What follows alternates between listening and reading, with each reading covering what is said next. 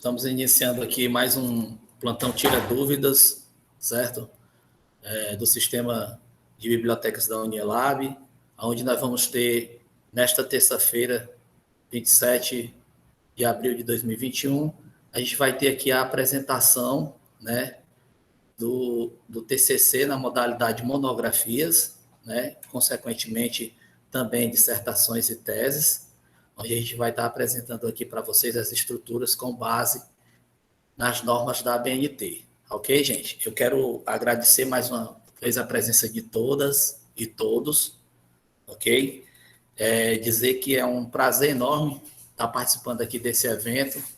O Sistema de Biblioteca conta com a equipe de bibliotecários que também estão participando desse evento. A gente também tem a colaboração de uma colaboradora de nome Jace, a outra de nome Isabel, e de outros bibliotecários do sistema, onde eles vão dar um apoio, né, a esse evento e vão estar aí organizando o chat aí nas perguntas, ok, gente? Eu queria só, antes de entrar aqui no nosso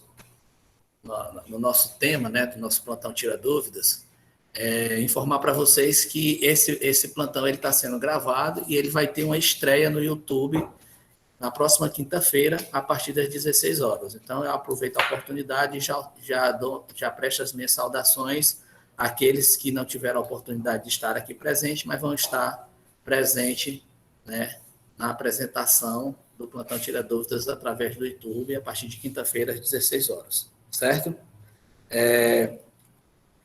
Gente, essa minha apresentação aqui, ela vai ser um bate-papo com vocês, eu pretendo não colocar nenhum tipo de formalidade aqui, até porque não é minha área, né? Eu não me considero nem um pouco um palestrante e eu quero já dar aqui a anuência para vocês, né? Para que vocês façam, no momento oportuno que vocês entenderem melhor, as interrupções na minha fala, para a gente ir já atingindo o objetivo do nosso plantão, que é tirando as dúvidas de vocês.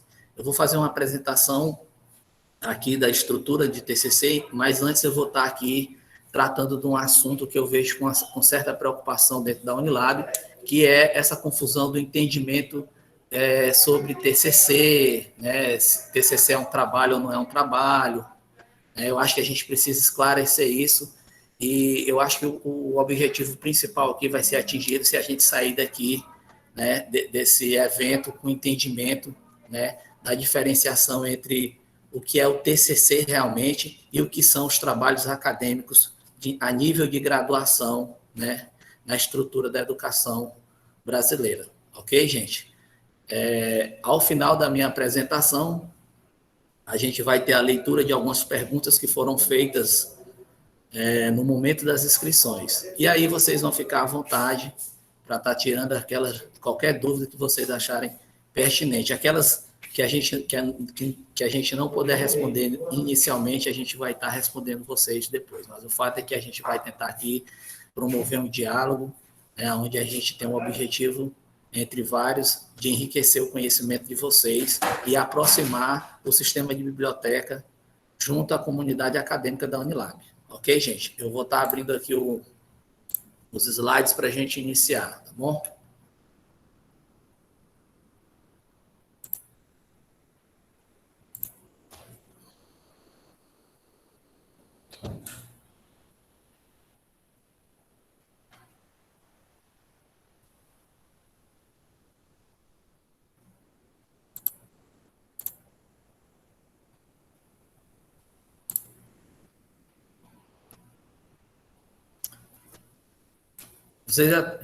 Alguém pode me confirmar aí se vocês já estão tendo a visão sim.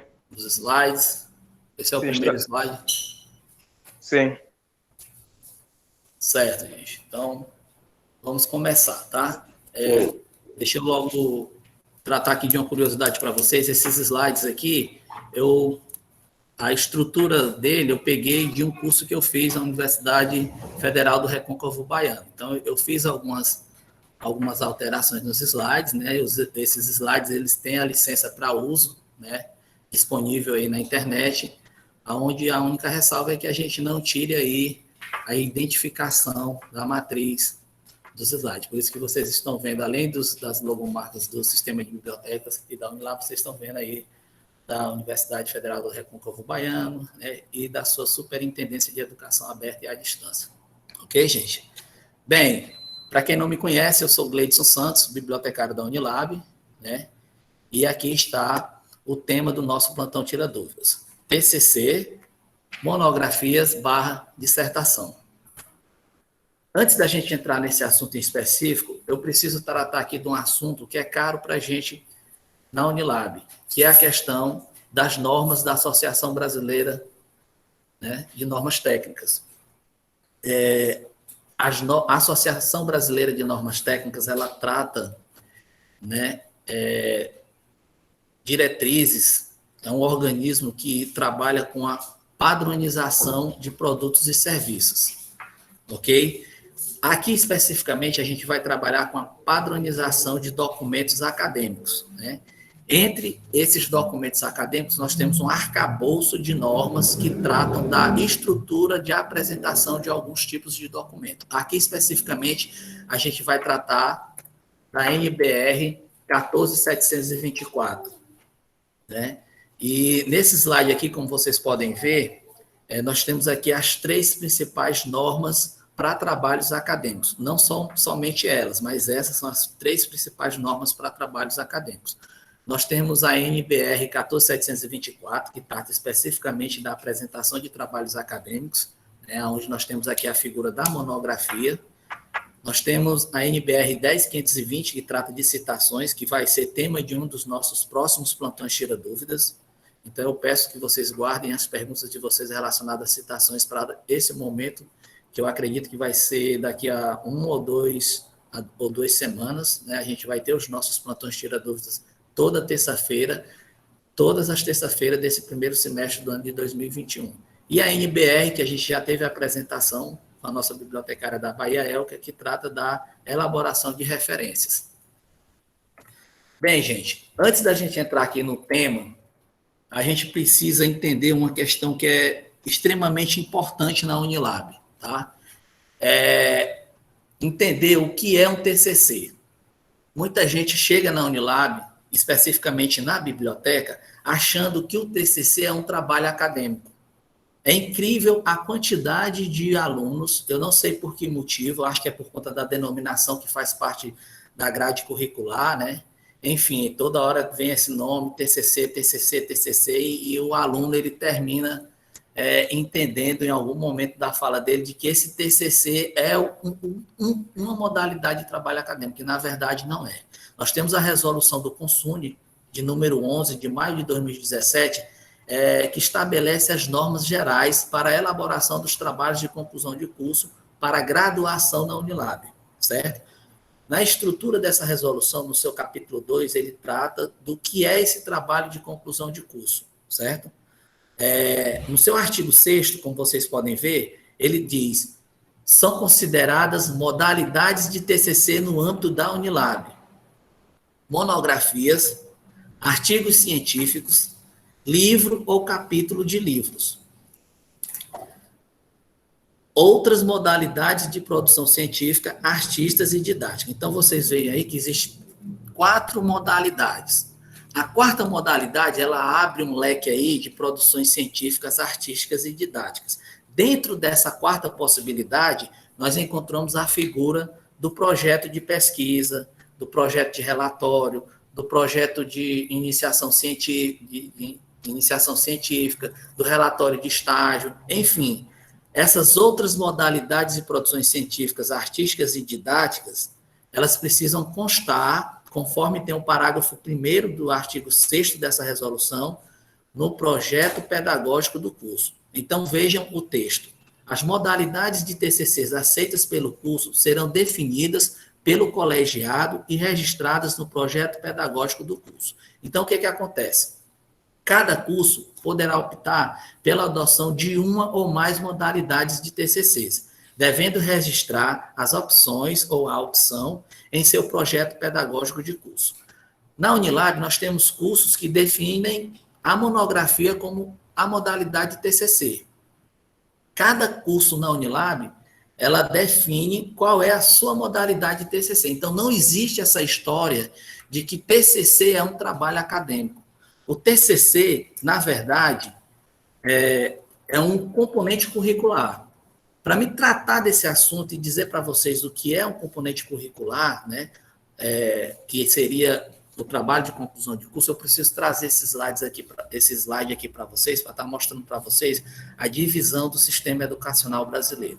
Claro que é uma divisão simplificada, né, onde eu estou trazendo aqui um exemplo para vocês entenderem a partir de qual momento surge a figura do TCC na vida acadêmica do aluno.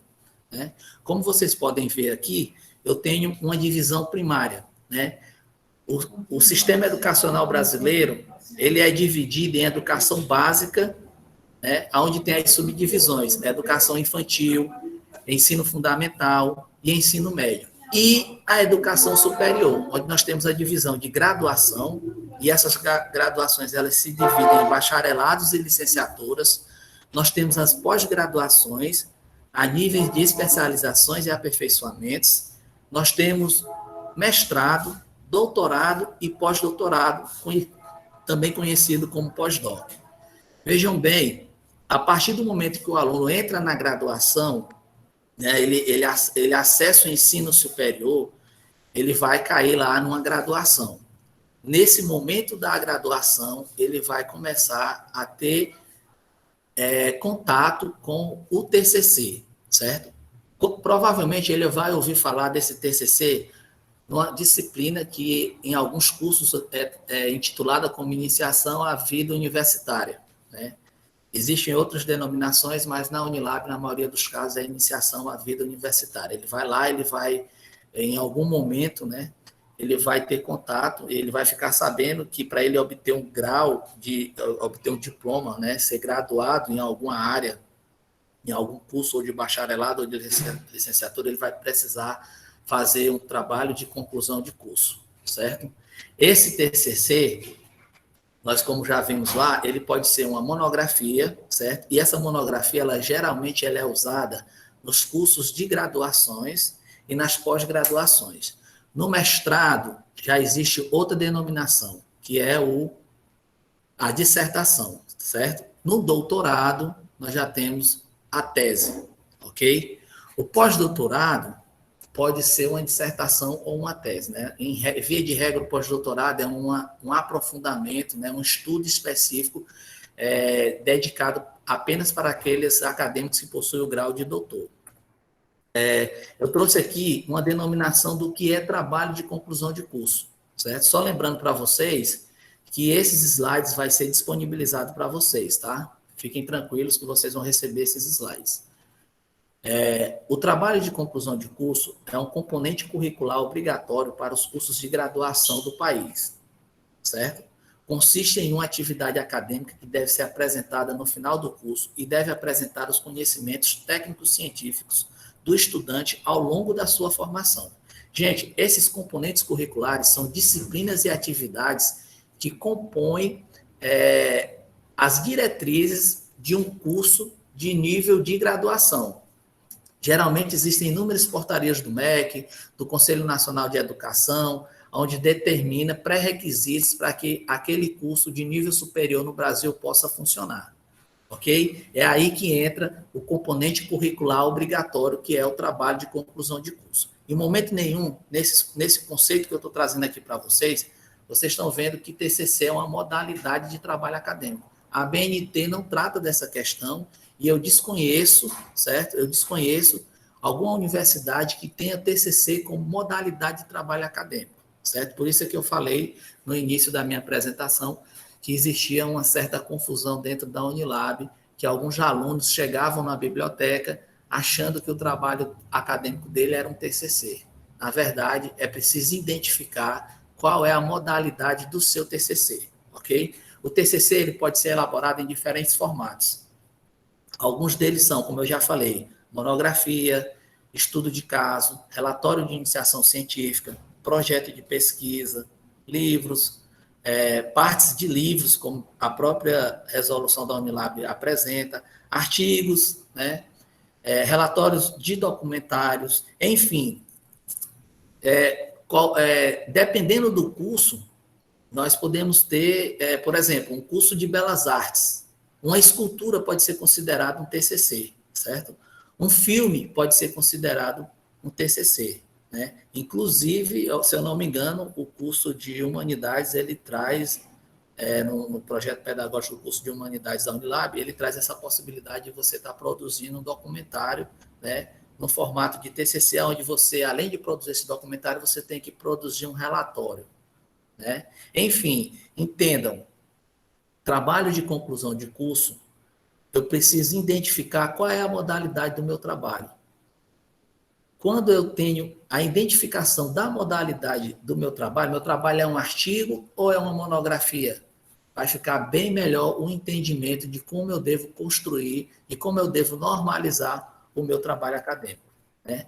Sobre monografias, o que é uma monografia?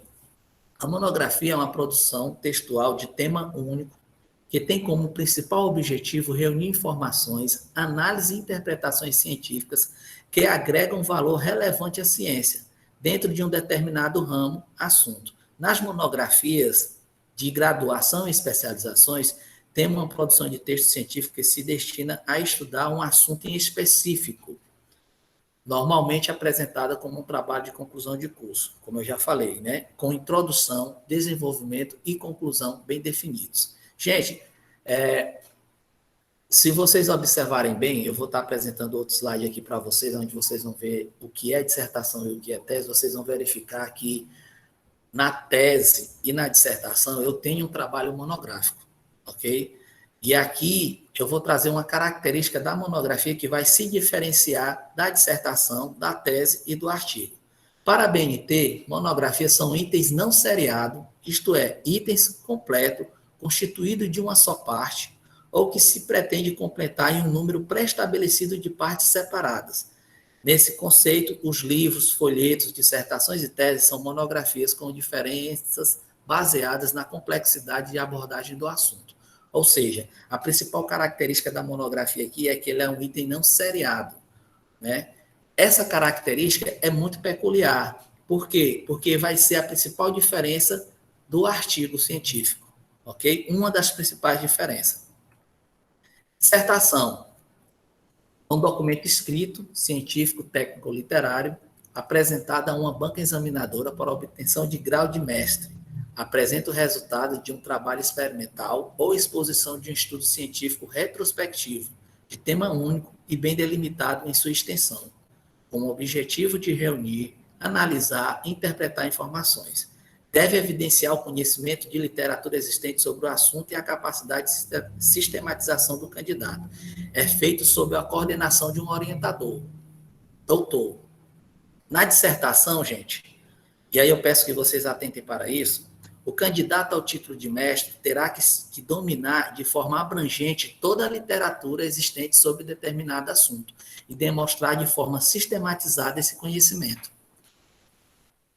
Vejam aqui a diferença da dissertação para a monografia. A monografia você faz um recorte, certo?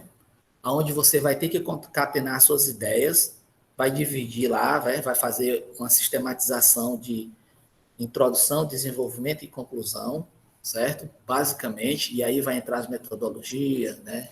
Enfim, com essas premissas. Entretanto, é um recorte. Já a dissertação, você vai ter que ter uma preocupação de ser o mais abrangente possível, certo? Porque você está pleiteando um grau de mestre. O mestre, geralmente, são aqueles professores universitários que ensinam aos alunos de graduação. Então, ele tem a obrigação de dominar de forma abrangente todo o conteúdo a que ele se propõe a, vamos dizer assim, a lecionar uma certa área do conhecimento humano, certo? Então, você vê que aqui já existe um grau de complexidade maior do que na monografia. Na tese, nós temos aqui documento que apresenta o resultado de um trabalho experimental ou exposição de um estudo científico de tema único, bem delimitado. Veja que nas duas primeiras frases são iguais, né, à dissertação. deve ser elaborado com base em investigação original, constituindo-se em real contribuição para a especialidade em questão. É feito sob a coordenação de um orientador doutor e visa a obtenção do título de doutor ou similar. Na tese, o candidato ao título de doutor terá que desenvolver um estudo que represente uma investigação original, que evidencie uma efetiva contribuição para o desenvolvimento das ciências. Este estudo precisa demonstrar domínio de toda a literatura do assunto. O que é que eu tenho de novo aqui na tese? Eu tenho que promover um estudo original. Esse estudo original é a linha de frente do progresso da construção do conhecimento humano, né? Ou seja, a gente, quem constrói conhecimento, principalmente nas universidades, está tateando no escuro.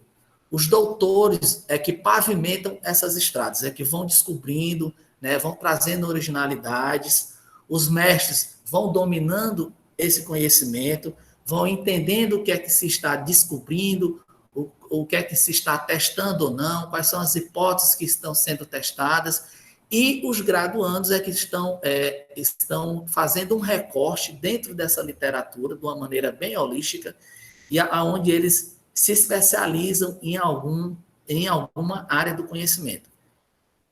De uma forma bem sintética, eu trouxe aqui para vocês a divisão, né, da monografia, a tese e da dissertação, e o entendimento, que eu acredito que, pelo menos esses que estão aqui, de que vocês precisam ter essa preocupação de que TCC não é uma modalidade de trabalho acadêmico, ok?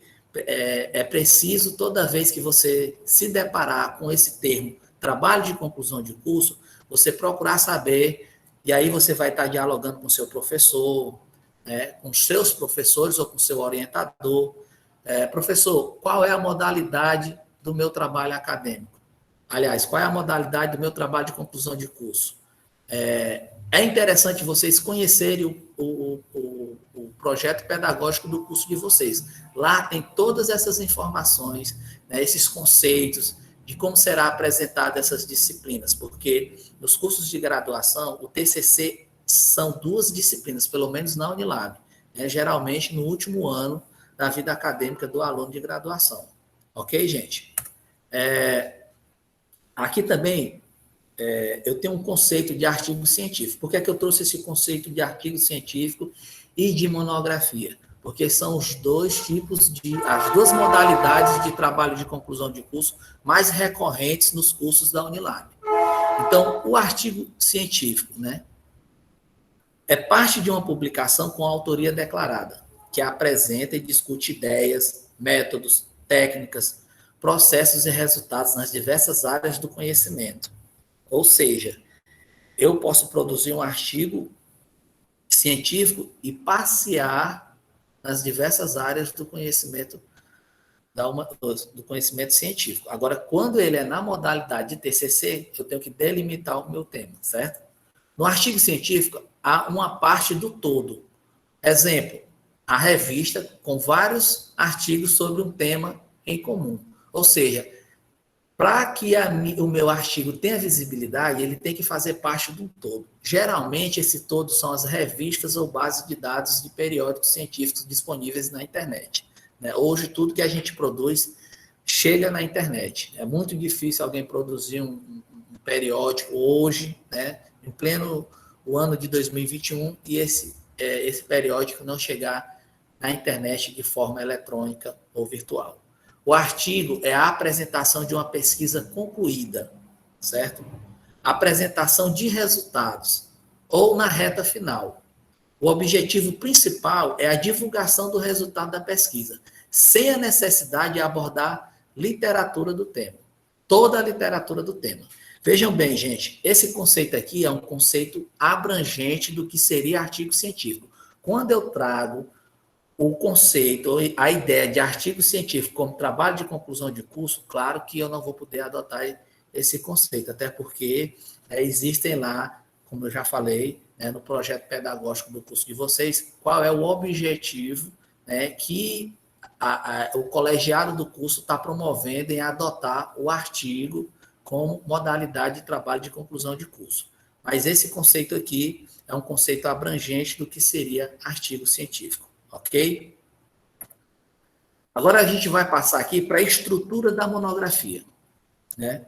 E aqui, eu devo dizer aqui para vocês que a gente está baseado aqui nas normas da ABNT, né? E a gente está trazendo exemplos aqui do nosso manual de normalização de trabalhos acadêmicos, certo?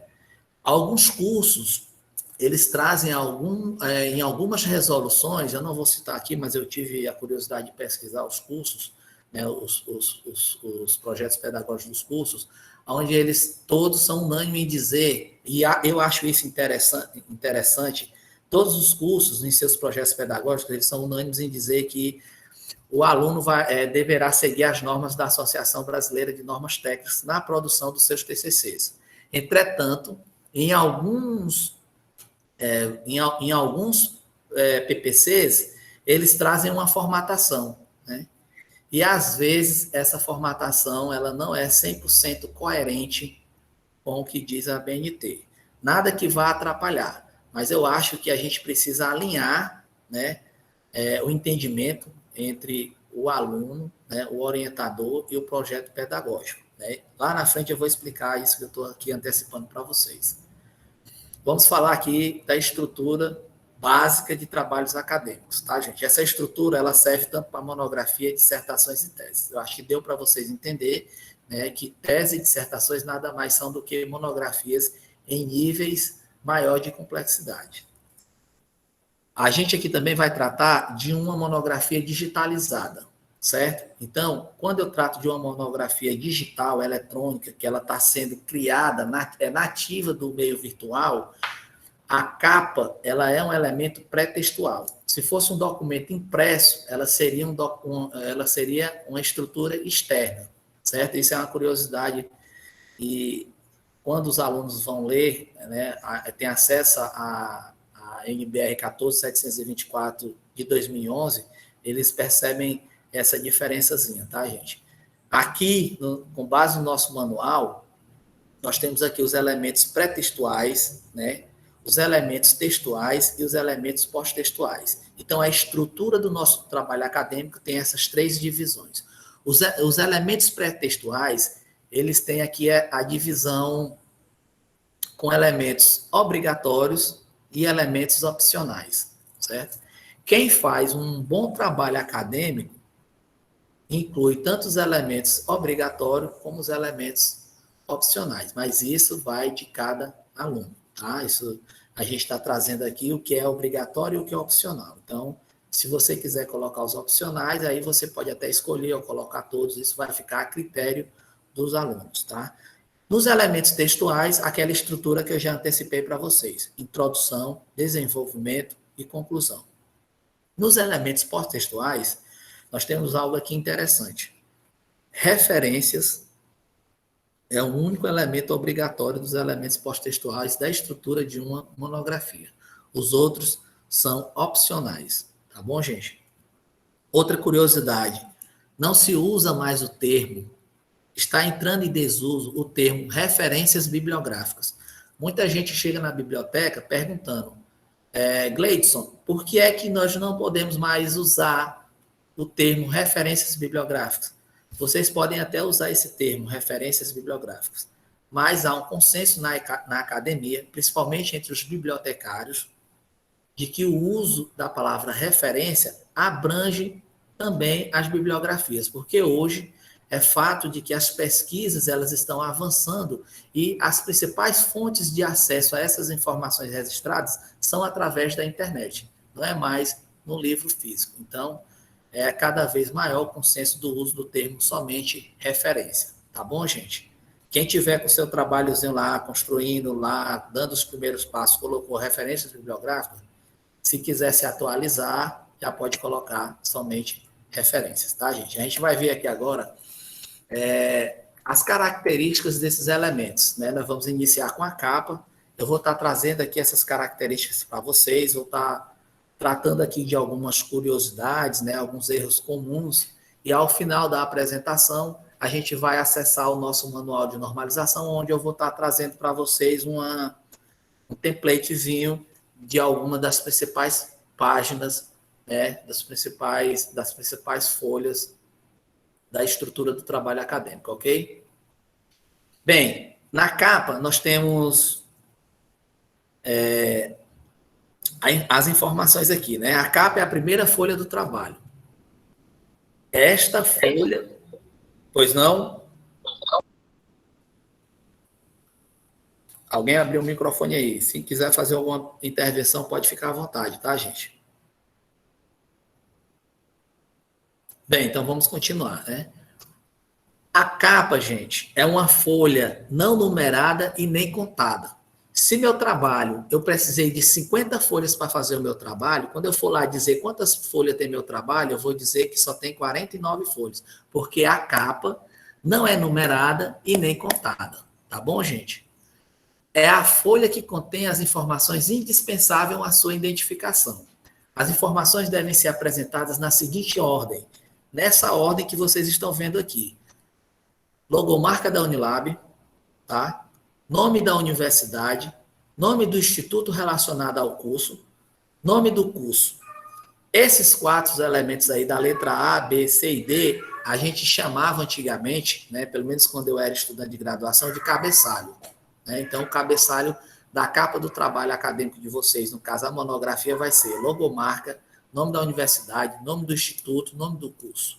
Aí eu vou ter o nome do autor, o título do trabalho e subtítulo. Se houver, deve ser precedido de 2 pontos. Gente, uma curiosidade aqui. Não deve haver diferença tipográfica entre o título e o subtítulo. Não importa qual vai ser o título e o subtítulo do seu trabalho, se houver subtítulo. O fato é que ele precisa ter a mesma formatação. Ou você coloca em caixa alta, certo? É preferível que você use caixa alta, certo? Mas se colocar as letras normais, né, iniciais maiúsculas, que seja tudo da mesma forma, ou seja, não é para ter diferença tipográfica. Quais são os exemplos de erros que a gente encontra? O título em caixa alta, 2 pontos, né, e o subtítulo com letra maiúscula. Isso é muito comum. Não existe essa orientação. Essa orientação está errada, ok, gente? Local, né, cidade, onde deve ser apresentado o trabalho. Gente, nós temos uma curiosidade na Unilab. A cidade Redenção é uma palavra homônima. Nós temos Redenção do Pará. Então, a BNT diz que quando as cidades são homônimas, eu preciso acrescentar as iniciais, né, do estado. Então, o que acontece? Se meu curso, eu vou fazer a apresentação dele lá em Auroras, né? Eu vou colocar lá Redenção, né?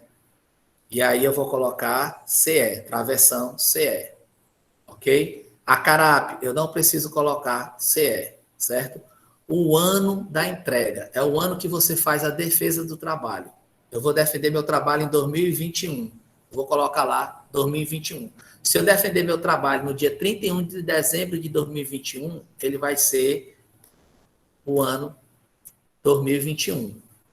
Aí o professor pediu lá, a banca examinadora pediu para você fazer alguma alteração, né? Você acatou a sugestão da banca. Você não precisa mudar o ano do trabalho. Tem aluno que muda. Ele, por algum motivo, ele entregou o trabalho dele na biblioteca só em fevereiro de 2022. Né? Vamos colocar como exemplo. Ele vai lá e coloca 2022. Não, é 2021. Então, essa é a estrutura da capa, ok? Gleidson, Oi. com licença, tem uma pergunta aqui no chat do Eric. Certo.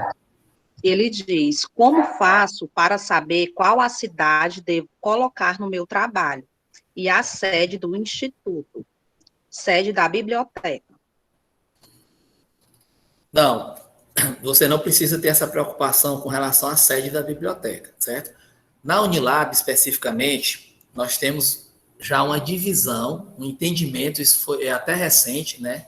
Nos anos iniciais da Unilab existia uma certa confusão de onde o curso era lotado, enfim, qual era o campus, se era unidade acadêmica, se era campus, enfim. Mas isso já é ponto pacífico dentro da Unilab. Então, vou dar um exemplo aqui para vocês. Os cursos da área de saúde, eles estão hospedados no campus das Auroras, certo? Se você fazer a sua apresentação lá em Auroras, então a cidade vai ser Redenção.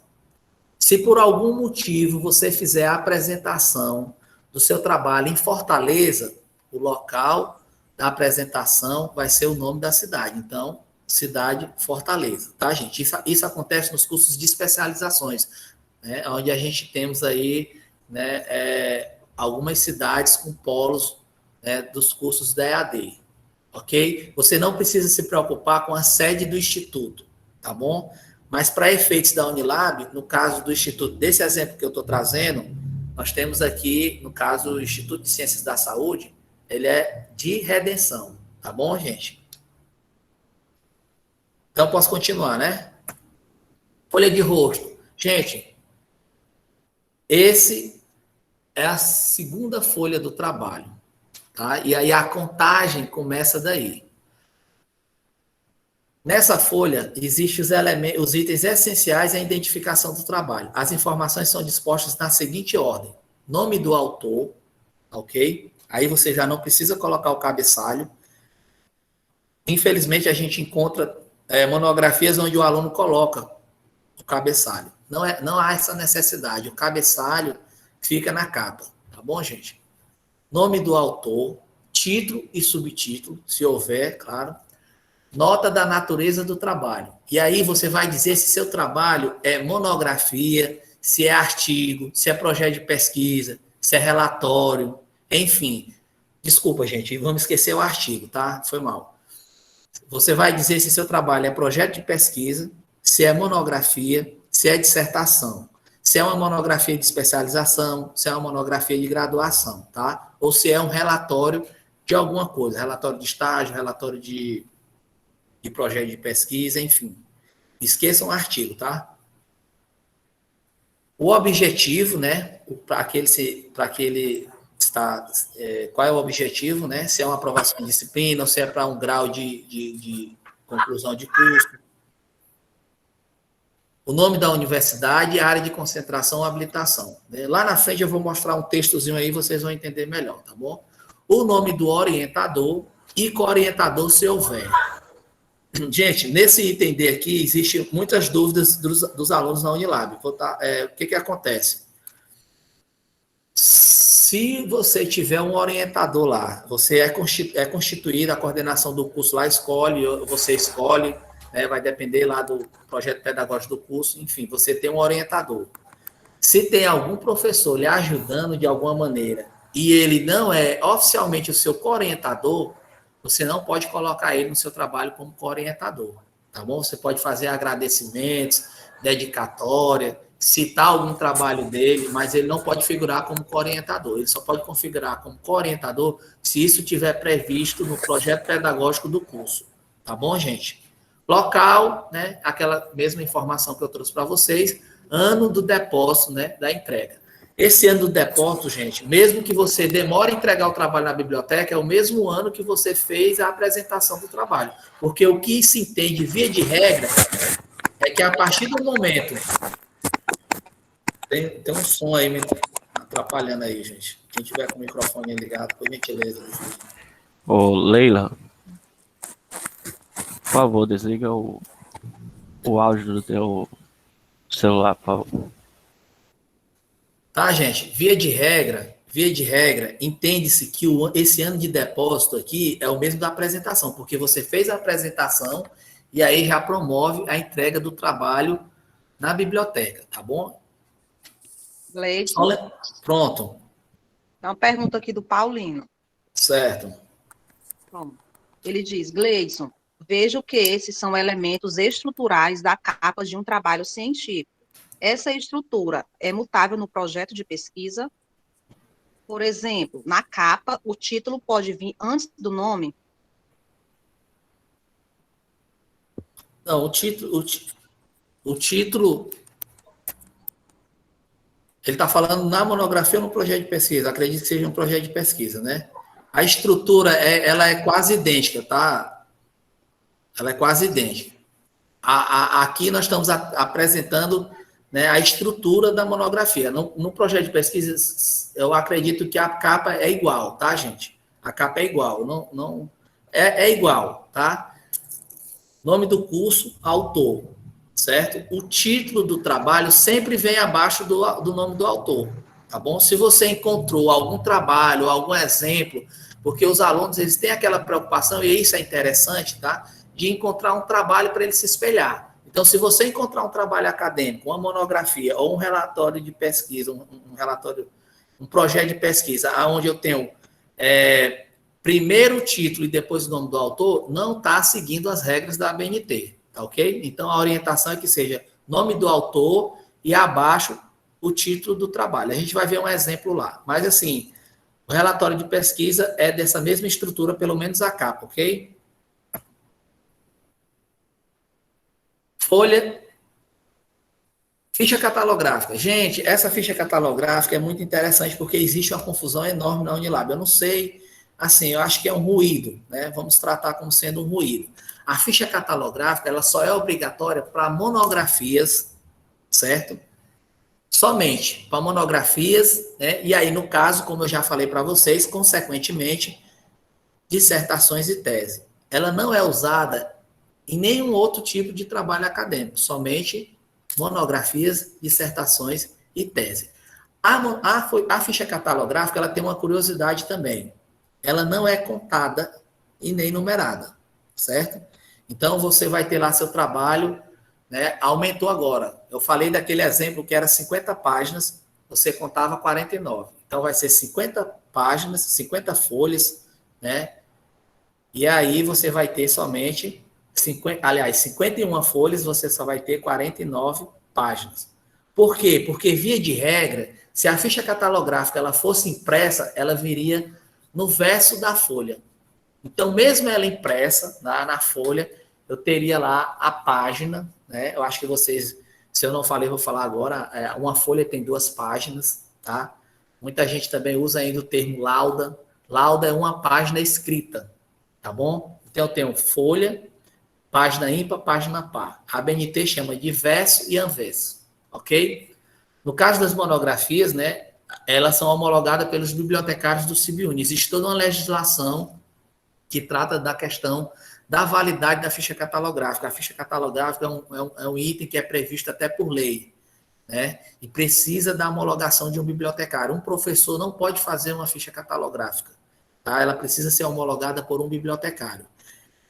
E aí, na Unilab, a ficha catalográfica ela deve ser solicitada através do SIGA, tá? Quem tiver dúvidas a respeito disso, é só entrar em contato com o nosso atendimento online e a gente tira todas as dúvidas. Esta folha deve constar somente a ficha localizada de forma centralizada. Você recebeu lá o arquivo, né, da ficha. O aluno ele vai colocar a ficha catalográfica de forma centralizada na parte inferior da página. Então, essa ficha catalográfica vai ser a terceira folha do trabalho. Eu tenho uma capa, eu tenho uma folha de rosto e eu tenho uma ficha catalográfica, tá bom? E aqui, ratificando a informação que eu trouxe, né? Apenas monografias, dissertações e teses possuem ficha catalográfica. É por isso que é importante vocês entenderem qual é a modalidade de trabalho acadêmico de vocês. Porque se for um projeto de pesquisa, não precisa de ficha catalográfica. Se for um artigo, muito menos. O artigo não precisa de nenhum tipo de elemento pré-textual. O artigo tem toda uma estrutura, como vocês viram no plantão Tira Dúvida passado. E aí, infelizmente, a gente encontra algumas incongruências dentro da Unilab, onde alguns professores solicitam aos alunos a adição de elementos pré-textuais nos artigos, gente. Isso não pode acontecer. Por quê? Porque além de não existir, além do nosso manual de normalização não prever, né, não existe nenhum, pelo menos eu não li todos, mas os que eu li, não existe nenhum projeto pedagógico solicitando. E se tiver solicitando, estaria totalmente errado. Tá bom, gente? Ficha de aprovação, tá? Também é um elemento obrigatório. Contém os elementos essenciais à aprovação do trabalho. Deve constar as seguintes informações. Nome do autor. Vejam bem, gente, olha a estrutura aqui. Aqui eu tenho o nome do autor, o título e subtítulo, nota da natureza do trabalho, tá? Data de aprovação, e aqui é o dia lá que você vai vai fazer a sua defesa do seu trabalho, né? Vai fazer a defesa oral, né? A gente coloca a data da aprovação porque a gente tem fé de que você vai ser aprovado, tá? Então, sendo aprovado, coloca lá a data da aprovação, né? Por exemplo, 27/4/2021, né? O nome dos componentes da banca examinadora, né? A instituição a qual eles pertencem. A titulação é opcional, mas a gente orienta que todos coloquem lá a titulação, ok? Traz mais rigor acadêmico para o trabalho. Só lembrando, gente, a gente agora, com esse momento da pandemia, a gente está tendo alguns probleminhas com relação às assinaturas, né, dos nomes da banca, né? Essa folha, ela precisa da assinatura dos participantes da banca examinadora, né? Aqueles trabalhos que tramitam pelo SEI, a gente está dispensando. Agora, se você produzir um trabalho que ele não está tramitando pelo SEI, a gente pede, tá? A gente está abrindo exceções, mas a gente pede que você vá atrás da assinatura digitalizada do professor. Hoje em dia, para digitalizar uma assinatura é muito simples, ok? Basta ter a anuência do professor. Mas o bom é que essa folha de aprovação tivesse a assinatura da banca examinadora. A gente está abrindo algumas exceções de receber esses trabalhos na biblioteca sem assinatura por conta da pandemia, mas com fé em Deus, esse momento pandêmico que a gente está passando, a gente vai ultrapassar ele, né? A gente vai sair dessa situação e aí a gente vai passar a exigir a assinatura, né, da banca examinadora, que são constituídas por 3 membros, o orientador e 2 membros. E aí, quem faz parte da banca, todas essas regras também vocês encontram no projeto pedagógico do curso. Por isso que eu acho super interessante vocês, quem está aí iniciando aí a disciplina de TCC1, ou já está na disciplina de TCC2, ou já está na fase final da elaboração do TCC de vocês, né? Eu acho interessante vocês consultarem o projeto pedagógico do curso de vocês. Dedicatória, agradecimento e epígrafe. São elementos opcionais, mas, como eu falei, eu acho interessante elas figurarem nos trabalhos acadêmicos. Nós temos a dedicatória, né, que é uma folha com texto em que o autor dedica seu trabalho a alguém, né?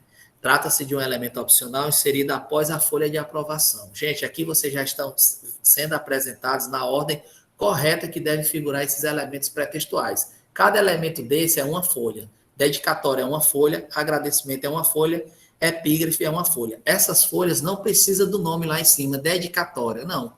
Quando você inicia o texto e bota dedico a, pronto, você ali já entende que é uma dedicatória. A mesma coisa para agradecimentos, tá? E epígrafes. Folhas, para cada elemento pré-textual desse, é uma folha. Tá ok, gente? É epígrafe, né? Página com citação, seguida de indicação de autoria relacionada com o assunto tratado no trabalho. As epígrafes podem também constar nas folhas de abertura das seções primárias. O que acontece? Você pode ir lá fazer um epígrafe, né? Fazer uma citação lá, e também, se você dividir o seu trabalho, a sua monografia em capítulos, isso acontece muito em teses, em cada capítulo você pode colocar uma citação. Tá bom, gente? Leidson, Oi. a Cristina está perguntando como e quando procurar um orientador. Como e quando ela entra, eu acho que eu não sei o momento exato, tá, Cristina, mas o ideal é quando você vai iniciar a disciplina de TCC, porque nos componentes curriculares dos cursos de graduações, o TCC, ele é disciplina. Na Unilab, eu não sei se são todos os cursos. E aí, se tiver algum professor que tiver essa informação, pode até me ajudar. Mas na Unilab, são duas disciplinas, TCC1 e TCC2. Então, quando você vai lá, você já vai procurando, porque essa questão do orientador, o orientador, ele é uma peça de extrema importância na produção de um trabalho acadêmico, né? Principalmente as monografias, ou seja, os trabalhos de conclusão de curso. O que acontece? Você precisa ter uma certa intimidade, né? Com o professor. Se você escolher um professor e ele não estiver disponível, aí você vai ter que ir atrás de outros professores. Quem faz essa mediação é a coordenação dos cursos, tá? O momento exato é quando você vai iniciar a produção do trabalho, tá? Você vai se familiarizar com o que é um TCC, né? Qual a metodologia, quais os tipos de metodologias, né? É a partir do momento que você vai iniciar as disciplinas, que é no último ano da graduação, né? E aí você já vai ali tendo aquela preocupação, ok? O momento exato de você ir atrás, você vai se preocupar antes, né? Você vai entender, eu acho que fulano, dependendo do meu tema, eu acho que ele seria interessante se o professor tal fosse meu orientador. Isso tem que ter uma relação direta com o tema. Só afinidade não dá certo, gente.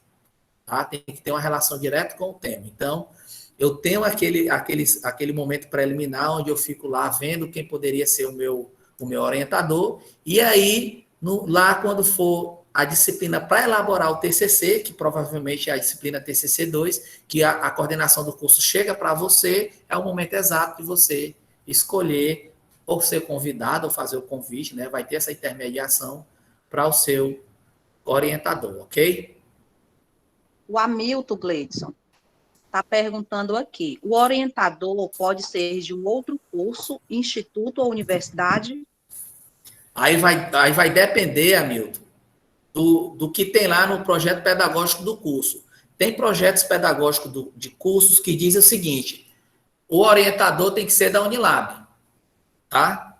E aí vai depender da sua área de conhecimento, porque nós temos disciplinas interdisciplinares, transdisciplinares, né? Por exemplo, português, língua portuguesa, didática, enfim. Agora, se for uma disciplina específica, é interessante que seja uma pessoa do seu curso, né? Por exemplo, computação, né? Tem que ser alguém da área de computação, se for uma disciplina específica. Agora, para dizer sim ou não, a gente precisa consultar o projeto pedagógico do curso.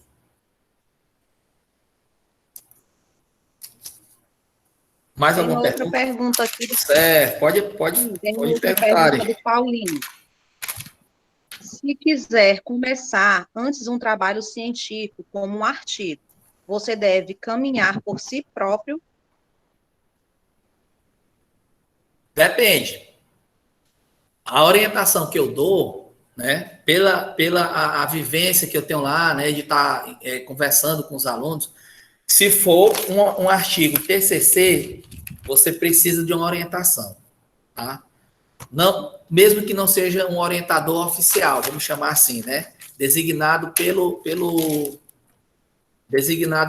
pela coordenação do curso. Mas, de qualquer maneira, você precisa de uma orientação. É sempre bom, é sempre bom. Então, a orientação que eu dou é que você precisa de alguém, tá? Agora, se você se sentir capacitado em produzir um artigo, né?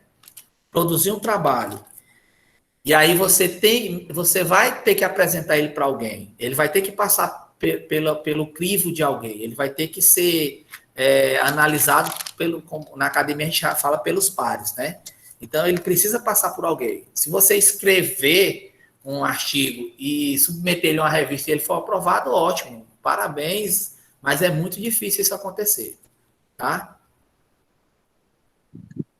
O Muniz está perguntando, é normal mudar de orientador depois de fazer TCC, um com ele? Depois Sim. Depois de fazer o TCC não é normal. Porque aí, pela pergunta, você dá para ficar subentendido que você fez o TCC sem a ajuda do orientador. Ou então que você teve atrito com ele. A relação entre discente e orientador tem que ser uma relação amigável. Você precisa do orientador. Tá? Eu não vou dizer que é impossível produzir um trabalho acadêmico sem orientador. Não vou dizer isso. Mas você precisa do orientador. Porque o orientador é aquele professor que vai te guiar na tua produção acadêmica. Ele vai trazer as possibilidades de tu estar melhorando o teu conhecimento. Ele é a luz do teu projeto. Então, o orientador é de extrema importância. Agora, se você não estiver se dando bem com o seu orientador, você pode declinar, porque eu não sei se todos os projetos acadêmicos vislumbram isso, mas precisa de um aceite. Tá? Cada professor lá, ele tem que ter, por exemplo, 8 orientandos, né? Mas se você tiver algum atrito com o professor, porque vocês sabem que ninguém agrada todo mundo, nem Jesus Cristo agradou todo mundo, então você chega lá na coordenação do seu curso e diz, rapaz, eu já tive um atrito com esse professor, eu acho que não vai dar certo ele ser meu orientador. Então aí é um diálogo antes. Mas conforme a pergunta, se for depois, é porque vamos dizer assim, o orientador não fez o que era para fazer. Porque nos projetos pedagógicos dos cursos, tem lá dizendo as atribuições do orientando e as atribuições do orientador, tá? Então, teve aí um probleminha. Isso precisa ser resolvido na coordenação do curso. Tem outra pergunta? Sim, da Vanessa aqui. É aconselhável escolher um orientador da área de literatura para orientar um TCC da área da literatura? Não, perdão. É aconselhável escolher um orientador da área de linguística para orientar um TCC da área de literatura? É sim. São áreas do conhecimento afins, tá? São áreas do conhecimento afins. Você precisa, gente, isso é um pouco, as respostas não podem ser fechadas aqui, tá? Se eu trazer respostas fechadas para vocês, eu vou estar sendo incoerente. Por quê? Porque a gente precisa conhecer o currículo do professor, tá? Ele é da área de linguística, mas qual é o percurso acadêmico que ele percorreu até chegar ao doutorado dele, no caso da Unilab, onde nós temos aí 98 dos professores com doutorado, né? Nós temos uma riqueza nesse nível sem precedentes. Eu acredito que se existir outra universidade com esse nível de professores com grau de doutor, são poucas universidades. Então, é preciso a gente conhecer o nosso orientador. Como é que a gente faz? Se ele não é professor da gente, a gente vai lá, busca o currículo látex dele. Aí a gente vai ver se ele domina ou não a área. Se você entender que ele não domina a área, você pode questionar. E aí, quem é que você deve questionar? Se você não conhecer o orientador, a minha orientação é que você questione o coordenador do curso, né? Geralmente, quem resolve esses pepinos são os coordenadores de cursos, tá bom, gente? Mais alguma pergunta? Tem mais uma perguntinha aqui do Calido. Ele diz assim, a minha dúvida é a seguinte, como encontrar nome do autor em um texto enviado pelo orientador? O nome do autor em um texto enviado pelo orientador, o orientador tem que dizer de onde foi que ele trouxe esse texto, né? Se não tiver, você tem que perguntar a ele. É óbvio. Se ele te trouxe um texto sem autoria, então você tem que questionar, tá? Você não pode nem usar esse texto, a não ser que o autor seja o próprio orientador, a pessoa que enviou, tá bom?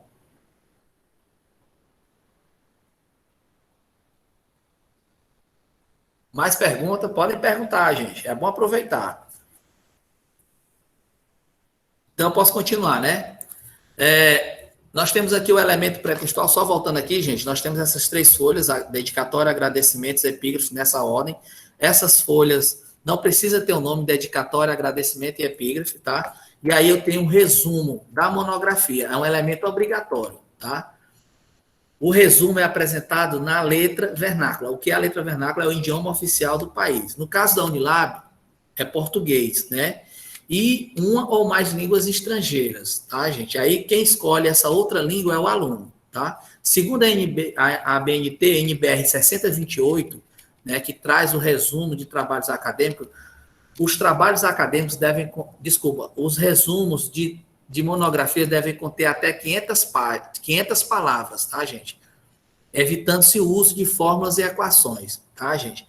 É um resumo, o nome já está falando. Você vai dizer do que se trata o seu trabalho, qual é o objetivo principal, a metodologia que foi usada e qual foi a conclusão que você chegou, as considerações finais que você chegou. Simples, 500 palavras e pronto, tá? A gente vai ver também um exemplo de resumo. Deve-se sistematizar o trabalho falando brevemente do tema, tá? Foi o que eu falei. E do percurso percorrido e os resultados obtidos. Ao final do texto deve ser apresentado 4 palavras-chave relacionadas ao conteúdo. Gente, essas palavras-chave trazem muita confusão, viu? É incrível como a gente encontra trabalho, né? A gente encontra monografia na Unilab, onde as palavras-chave não tem nada a ver com o trabalho. Aí a gente muda, porque nós temos autonomia para mudar essas palavras, essas palavras, elas precisam ser de vocabulários controlados, ou seja, você simplesmente não pode escolher a palavra e colocar lá. Precisam ser palavras de vocabulários controlados. Então, o que acontece na Unilab? O aluno coloca lá uma palavra que, infelizmente, não tem nada a ver com o seu trabalho. Ou então, a palavra é muito abstrata, certo? Universo. Pronto, a palavra-chave é essa, universo. Não sabemos que o universo é esse, certo? E aí, o que acontece? A gente muda essa palavra, o aluno ainda vai lá procurar saber o motivo. Não, é porque... Enfim, a gente sempre, quando o aluno procura a biblioteca, a gente sempre se entende. Então, quando vocês tiverem alguma dúvida, procurem a biblioteca, tá? Essas palavras-chave, elas são para ajudar a localização do trabalho de vocês em outras bibliotecas, em outras bases de dados. Elas são muito importantes. Então, a orientação sobre a palavra-chave que eu dou é que você procure a palavra que identifica o seu trabalho no todo. Geralmente são aquelas palavras mais repetidas, né, que tem um significado fechado. Enfim, existe todo um conceito sobre essas palavras-chave, tá bom? O que não pode é colocar uma palavra que não figura em nenhum momento dentro do seu trabalho, e não tem nada a ver com o seu trabalho, tá? Bem, nós temos aqui as listas, né, que podem ser listas de ilustrações, tabelas, abreviaturas, siglas e símbolos. Também são elementos opcionais, devem ser elaboradas de acordo com a ordem apresentada no texto, com cada item designado por seu nome específico, título e respectivo número da folha, tá, gente? Aí o que acontece? Nos casos de listas de abreviaturas, siglas e símbolos, não é necessário indicar a folha em que aparecem. Ou seja, eu tenho aqui as listas de siglas, de símbolos e de abreviaturas, onde eu não preciso indicar a folha onde eu localizei, né, aquela lista de abreviaturas, tá? Desses itens aqui, eu acho que todos são importantes, tá? São opcionais, mas todos são importantes. A lista de siglas traz a ideia, né, dos assuntos que seu trabalho está abordando, tá? Então, eu acho super interessante figurar essas listas nos trabalhos, nas monografias, principalmente, claro, sem sombra de dúvidas, nas dissertações e teses de doutorado, tá bom, gente? O sumário é o nosso último elemento obrigatório, tá, gente? Nós temos o sumário, existe uma norma da ABNT só para fazer ele, que é a NBR 6027. O sumário consiste na listagem dos capítulos presentes no trabalho, na mesma ordem que figuram o texto, tá? Seguindo a mesma numeração progressiva. Para construí-lo, faça uma tabela com 3 colunas, que é uma dica, tá? Eu vou mostrar um exemplo de sumário para vocês. E a quantidade de linhas correspondente à quantidade de seções do trabalho.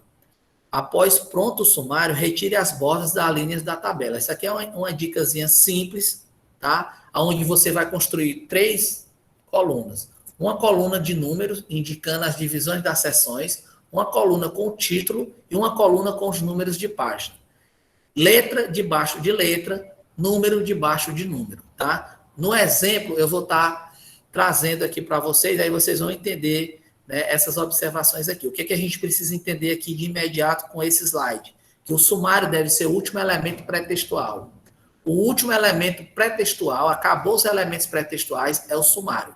Partiu do sumário para frente, nós vamos ter a introdução do trabalho, o primeiro elemento textual do trabalho, tá? O sumário deve ser alinhado à esquerda, tá? Deve ser alinhado à esquerda. A palavra sumário deve ser centralizada com o mesmo tipo de fonte utilizada para as seções primárias. Gente, vamos falar um pouco aqui sobre as seções do texto. Eu tenho as divisões primárias, que são as seções capitulares do texto. Seção 1, certo? Seção 1, né, que é aquela divisão primária. As subseções, que são seções secundárias, seções terciárias, seções quaternárias e seções quinárias, tá? Essas seções, elas têm que ter a mesma fonte para me construir o meu sumário. Vocês vão entender melhor quando a gente estiver vendo lá o sumário. É a mesma fonte, tá? Então, se eu tenho lá o nome introdução em caixa alta, né, lá no meu sumário o nome introdução vai estar em caixa alta. A dica que eu trago aqui para vocês, né, é que as seções primárias sempre vai ser nas páginas ímpares, certo? Ou seja, se a monografia for dividida em capítulos, capítulo 1, folha ímpar, né, a primeira folha do trabalho. Aliás, primeira página da folha, né? Capítulo 2, primeira página da folha. Capítulo 3, primeira página da folha. As subseções que vão estar dentro desses capítulos não precisam iniciar no início da página ímpar, tá bom? Não há essa necessidade. Uma coisa importante e um erro que acontece muito, e aí passa, não sei porquê, os professores não se preocupam com isso, mas eu acho extremamente deselegante você criar uma seção e não escrever nada, tá? Criou uma seção ali, não escreveu nada, pulou para outra seção. E aí pode ser uma subseção, outra seção, e não escreveu nada. Isso é absolutamente errado, tá? O texto fica truncado. Vou dar um exemplo simples aqui para vocês.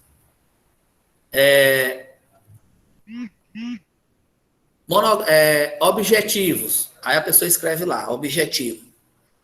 Subseção 1.2. Subseção 1.2.1. Objetivos específicos. Só que não existe texto entre objetivos gerais e objetivos específicos. Não pode acontecer isso, gente. Quando eu crio uma seção, eu preciso escrever algo. Então, vocês vão encontrar muito trabalho assim. Esses trabalhos não estão legais, não estão de acordo com a norma NBR 6027. Precisa ter um texto de uma seção para outra, seja ela seção capitular ou subseções. Tá bom, gente? Vocês vão ver lá no sumário, eu vou falar um pouco mais. O sumário, né, traz algumas, vamos dizer assim, alguns detalhes que a gente precisa ter sempre atenção, tá?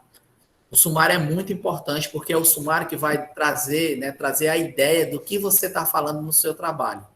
Então, tem que tomar cuidado com o sumário. Agora nós estamos nos elementos textuais da nossa monografia. Tá? Os elementos textuais são a pesquisa propriamente dita, onde é exposto o conteúdo do trabalho. É onde se concentra o cerne de todo o trabalho desenvolvido. E aí a estrutura nós já apresentamos para vocês, né? Introdução, desenvolvimento e considerações finais. Tá? Na introdução, é a parte inicial do trabalho acadêmico que contém, em linhas gerais, a natureza e importância do tema, explicitando o seu problema, a justificativa, as hipóteses, os objetivos da pesquisa e a metodologia adotada para o desenvolvimento do estudo. Gente, numa monografia, vocês não precisam dividir lá o objetivo, aí você escreve lá. Isso é uma questão de didática, certo? Que alguns professores pedem, mas a BNT não pede isso. Na monografia, a BNT não pede isso. Você tem que desenvolver parágrafos. Dentro desses parágrafos, vocês vão trazer esses pré-requisitos que estão aqui.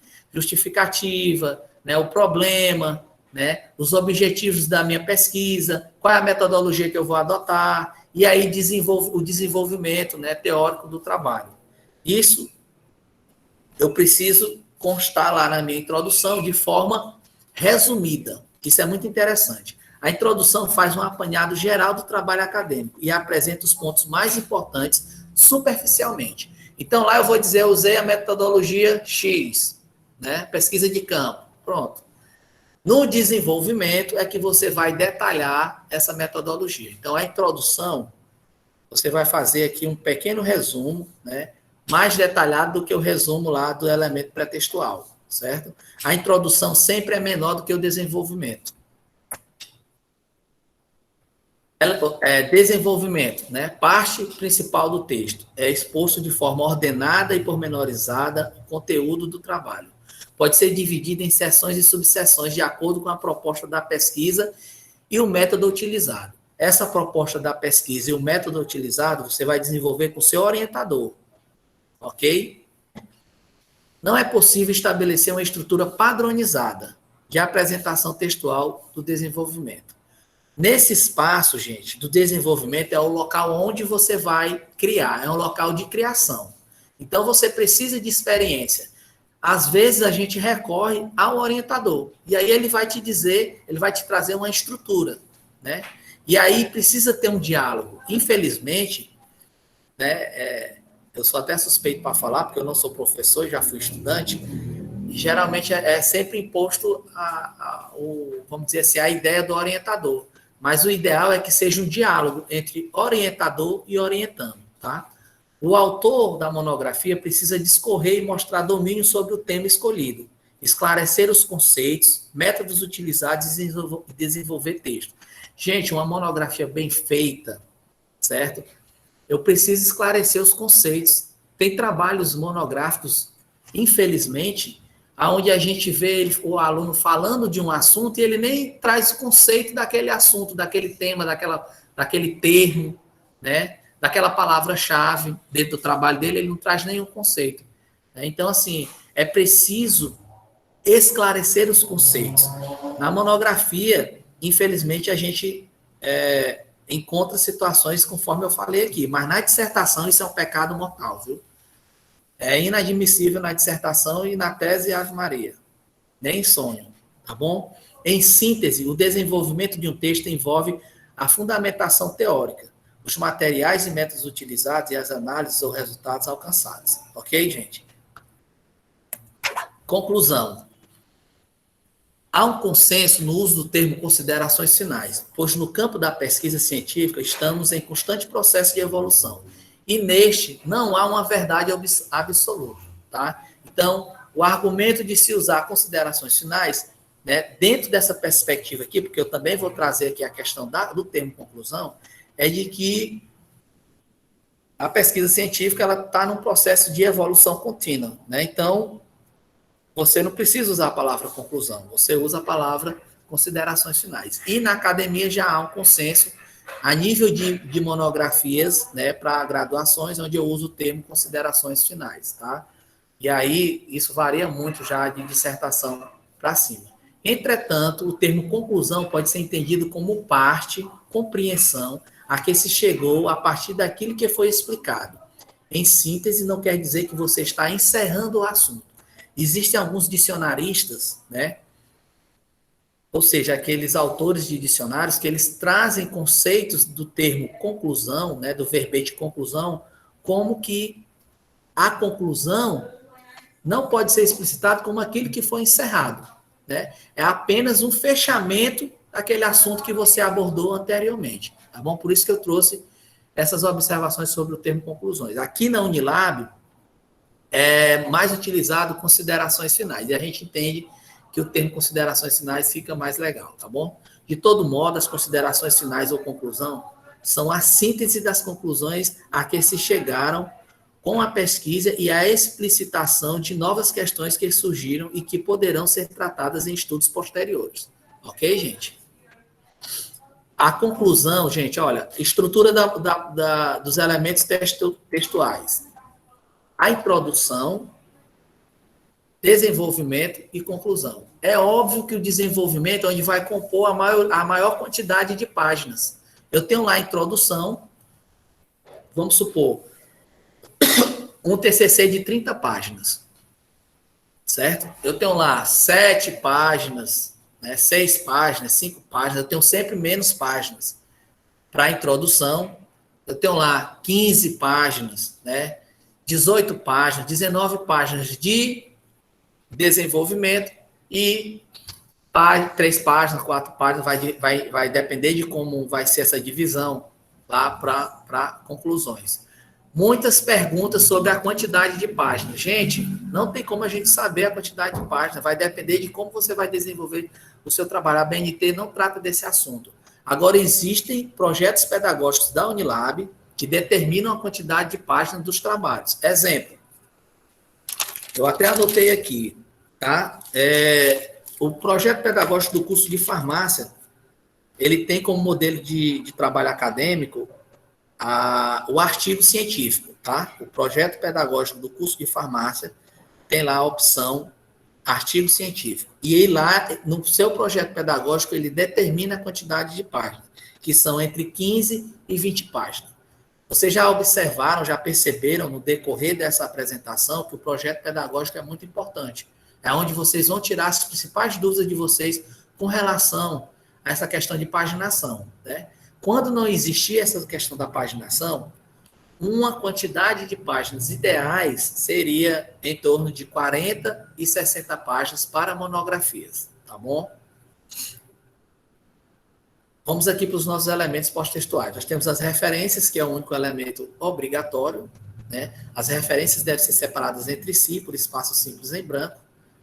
Né? Nós temos o glossário, o apêndice, o anexo e o índice, que são elementos opcionais, né? Uma pequena observação aqui, que a gente sempre comenta, que os alunos sempre cometem alguns erros, né? O apêndice é elaborado pelo autor, e o anexo não é elaborado pelo autor, e na apresentação desses itens na sua monografia segue essa ordem: primeiro o apêndice, depois o anexo, depois o índice. Então é nessa ordem: apêndice, anexo e índice. Ok? Formatação, gente. A formatação é extremamente simples, tá? Existe certa confusão, mas não é no entendimento do aluno. É porque chega um e diz uma coisa, chega outro, diz outra coisa. Então, qual é a orientação que eu, enquanto bibliotecário, dou para vocês? Procurem o nosso manual, procurem um bibliotecário, né? Procurem o próprio orientador de vocês. Professor, qual é a formatação do trabalho? É da ABNT? Se ele disser que é da ABNT, você tem que procurar a biblioteca. Você procurando outro aluno, vai acontecer, existe uma grande possibilidade, claro que toda regra tem exceção, de existir ruídos, ok, gente? Então, a apresentação, a formatação do trabalho é simples. Nós temos aqui um exemplo da margem, né, onde eu tenho, já foi até ponto de alguns dos nossos plantões tira dúvida, né, superior esquerda 3 centímetros, né, eu tenho que formatar a minha página lá no Word, direita e inferior 2 centímetros. Esse quadradinho de dentro, né, a gente chama de margem tipográfica. O de fora é a folha propriamente dita. Tá bom, gente? O texto, gente, na formatação, ele precisa ser digitado na cor preta, certo? Não existe negociação na cor da monografia.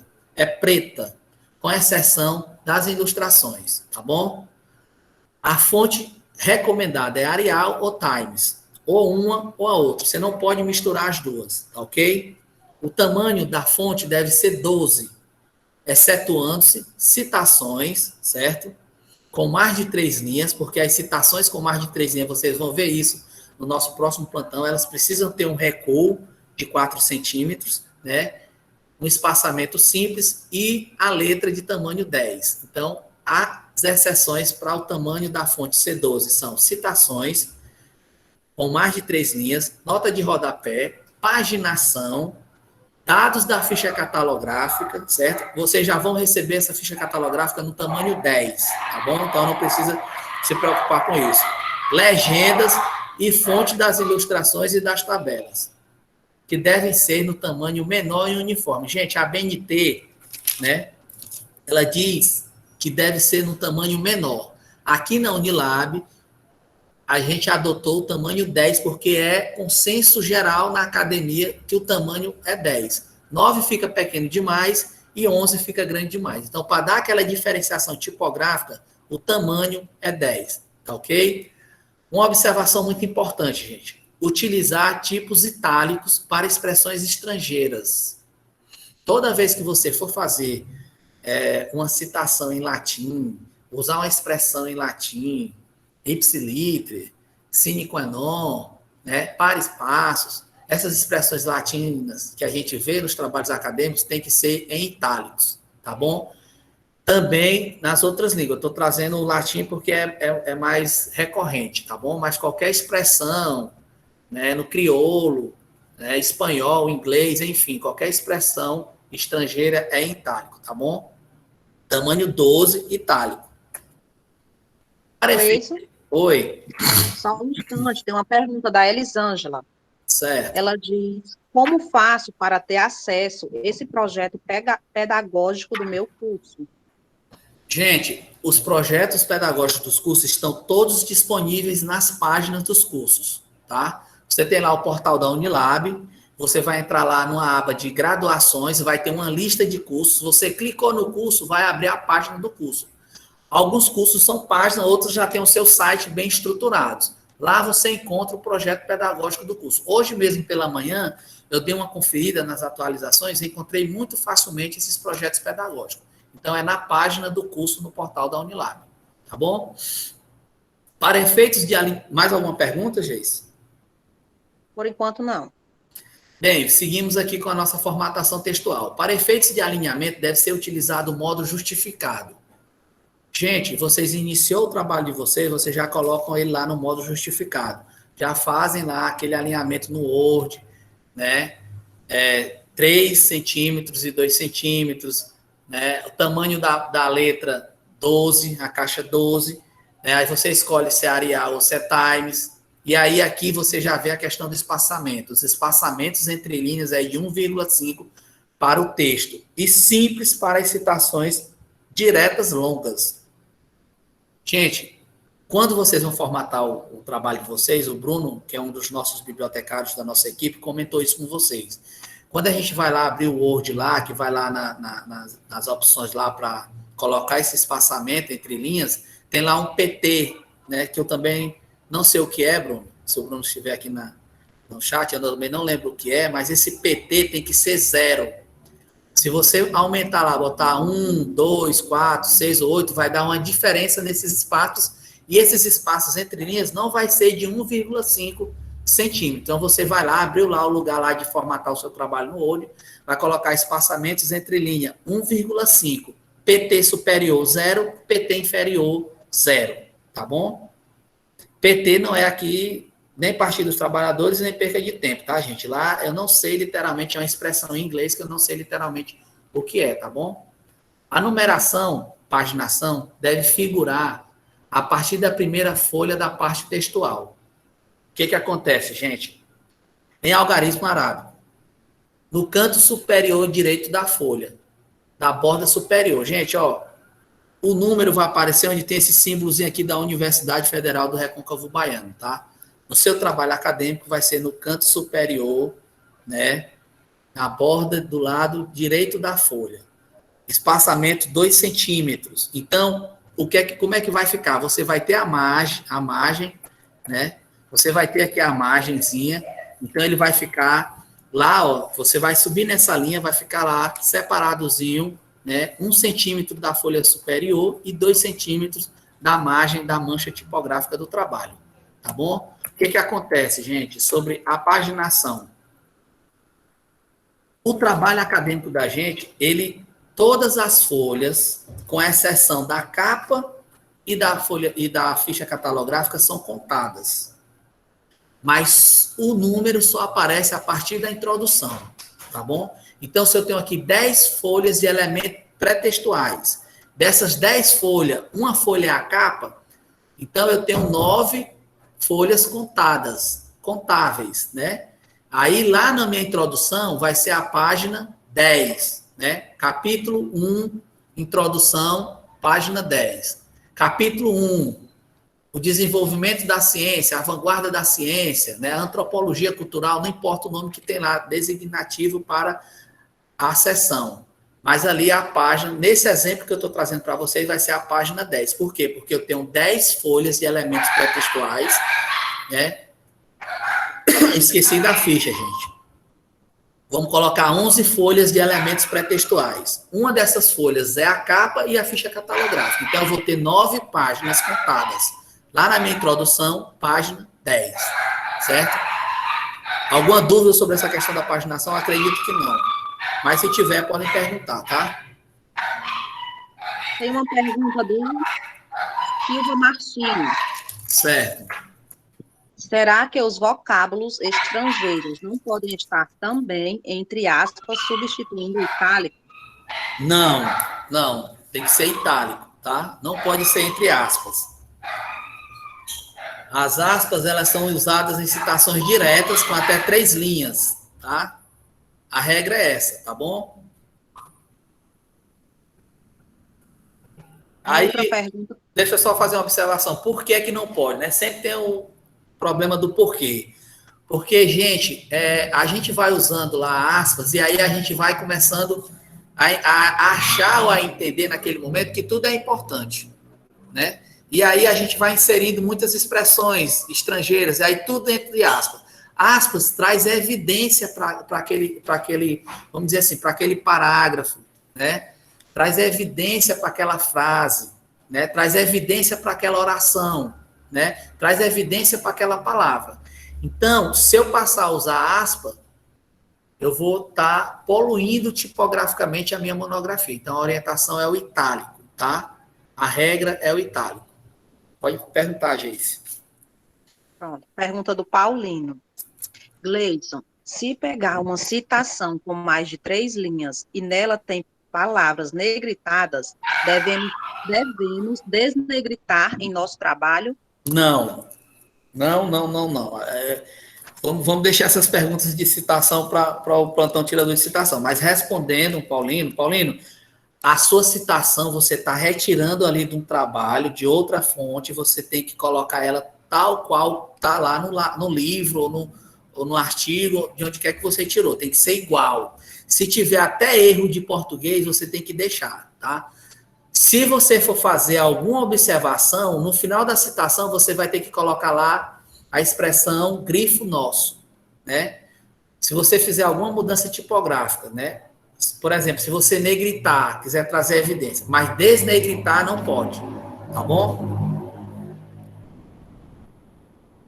Mais alguma pergunta? Deu para entender, Paulinho? Bem, vamos falar aqui das ilustrações, né? Qualquer que seja o tipo de ilustração, a sua identificação aparece na parte superior. Então, gente, eu tenho aqui a ilustração, eu tenho a identificação da ilustração na parte superior, certo? E tenho a fonte da minha ilustração na parte inferior, tá bom? Esse tipo de ilustração, nós temos aqui algumas palavras designativas, como exemplo aqui que vocês podem ver no slide. É desenho, esquema, fluxograma e etc, né?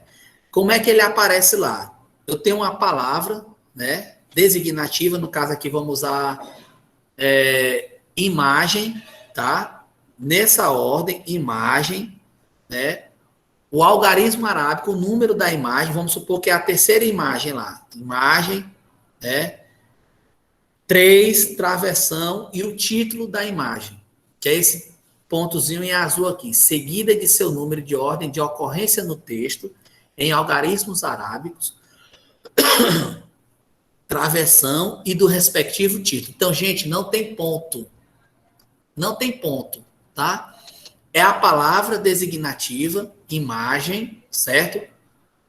O algarismo, por exemplo, 3, algarismo arábico, 3, travessão, é aquele traçozinho, travessão, e o título da ilustração, tá bom? Na parte inferior, tem a indicação da fonte consultada. É um elemento obrigatório, mesmo que seja produzido pelo próprio autor. Se for uma fotografia sua, lá na fonte você vai colocar próprio autor. Pronto. Mas tem que colocar. Não, no caso do próprio autor, não precisa colocar o ano. Tá bom, gente? A ilustração deve ser citada no texto e inserida o mais próximo possível do texto a que se refere. Tá? Gente, é incrível, mas já aconteceu da gente pegar trabalho, monografia, onde o aluno ele vai acrescentando, eu acho que é assim, ele vai acrescentando um parágrafo, outro parágrafo, esquece de botar a ilustração vai aparecer daquele que ele citou lá no texto, uns 4 parágrafos depois. Tem que ser o mais próximo possível de onde você está se referindo, tá? As tabelas devem ser citadas no texto, inseridas o mais próximo possível do trecho, né? A que se referem e padronizadas conforme o Instituto Brasileiro de Geografia e Estatística. Eu vou encaminhar, é muito fácil de achar o manual, tá? De tabulação do IBGE. Todas as universidades usam ele, certo? Então, quando eu for disponibilizar o material para vocês, eu vou enviar também esse manual de tabulação do IBGE. Lá tem explicando direitinho como é que vocês devem usar as tabelas dentro das monografias de vocês, tá bom? Ao submeter um texto acadêmico a um congresso ou revista, verificar a formatação exigida. Tá, gente? Isso daí é quando a gente tem a nossa monografia bonitinha lá, né? E aí eu vou apresentar a minha monografia em algum congresso. Alguns eventos pedem a sua própria formatação. Aí você vai adequar a formatação desse evento. Tá bom, gente? As referências, né, das informações que eu trouxe aqui para vocês né, os meus canais aqui de comunicação. Acredito que os meus colaboradores ou os bibliotecários que estão fazendo parte dessa chat estão trazendo aí essas informações para vocês no chat. E eu vou aqui sair só para a gente abrir aqui rapidinho, está faltando 20 minutos, para vocês verificarem aqui os exemplos, né, de acordo com o nosso manual de normalização. Gente, vejam aqui, ó. Eu tenho aqui uma capa, tá? Simples. Caixa alta, certo? O nome, cabeçalho, né? Nome da logotipo, nome da universidade, instituto, bacharelado em humanidades, nome do aluno, título, né? Nesse caso aqui, esse título tem subtítulo, a mesma tipografia, a mesma formatação tipográfica, ou seja, o título em caixa alta, né? A cidade, São Francisco do Conde, e o ano. Tá bom? Então, muito simples. O que acontece? Gleison, Pode perguntar. essa borda aí ao redor da capa é obrigatória? Não, aqui é ilustrando a folha, tá? Aqui é ilustrando a folha. Vamos supor, eu vou fazer Vocês estão vendo bem aí, né? O slide, né? Aliás, vamos supor que aqui é a mancha tipográfica, ó. Lembra que eu citei essa palavra, mancha tipográfica? Aqui é onde eu tenho um recuo de 3 e 2 centímetros, tá bom, gente? 2 centímetros do lado esquerdo, 3 centímetros do lado direito, tá bom? Aqui é a mancha tipográfica. Aqui é onde você vai justificar o seu trabalho e vai desenvolver o texto. Aqui, ó, esse exemplo aqui é como se fosse a folha, tá? Não precisa ter essa parte aqui, tá bom? Outra coisa, gente, ó, vocês podem observar aqui que está a Universidade da Integração Internacional, está quebrado o título. Se der para colocar, certo? Universidade junto, pode colocar, tá? O espaçamento aqui, ele é simples, tá bom? Folha de rosto, gente, vejam a diferença aqui, ó, para folha de rosto. Aqui eu tenho o cabeçalho, o logotipo da universidade e a folha de rosto. O nome do autor, certo? O título e a natureza do trabalho. Gente, observem bem isso aqui, ó. Infelizmente, a gente recebe inúmeros trabalhos lá na biblioteca com o nome trabalho de conclusão de curso. Então, eu acredito que pelo menos esses que estão aqui participando dessa apresentação não vai mais usar esse termo trabalho de conclusão de curso. Vai usar monografia, né, para as monografias, tá bom? Relatório de pesquisa para os relatórios de pesquisa. E os artigos, ele não vai usar nenhuma folha de elemento pré-textual, ok? Nome do orientador, certo? Olha só, folha de rosto. Folha de aprovação, gente. Simples demais, ó. Nome do autor, título, natureza do trabalho, aprovação, no caso aqui é 3/4/2019, banca examinadora, nome do professor, né? E a universidade da qual ele pertence, o vínculo dele. Ok? Sumário, gente. O sumário aqui, ó. Ele aqui tá bem bonitinho, mas eu desafio vocês a encontrar alguns sumários, né, que não estejam assim. Vocês vão encontrar com muita facilidade. O que é que eu quero que vocês vejam com atenção nesse exemplo? Os espaços aqui, ó. Número debaixo de número, certo? A coluna lá, que foi citado no exemplo. Número debaixo de número, ok? Letra debaixo de letra, ok? E número debaixo de número. Vocês estão vendo essa seleçãozinha que eu estou fazendo em azul, né? O que acontece, gente? Vejam aqui, ó, um detalhezinho que todo mundo erra. As divisões capitulares, né? As seções primárias. 1, 2, 3. A 4 já vai ser aqui embaixo. Então, 3.1, 3.1.1, 3.2 são subseções. 3.1, divisão secundária. 3.1.1, divisão terciária. Nesse trabalho aqui, eu só tenho 3 níveis de divisões. Tem uma seção primária e 2 subseções. O que é que eu quero que vocês vejam aqui? Esse nome introdução aqui das divisões sumárias, aliás, das divisões capitulares, né, que é 1, 2 e 3, é em caixa alta. E deve figurar igual está lá dentro do trabalho de vocês, certo? Então, caixa alta para as divisões primárias, né? Caixa alta e negrito. Subseção. A ABNT diz que é preciso ter uma diferenciação tipográfica. Então, aqui, vocês vão colocar somente em negrito, né? Letras minúsculas, caixa baixa, em negrito, para a seção secundária.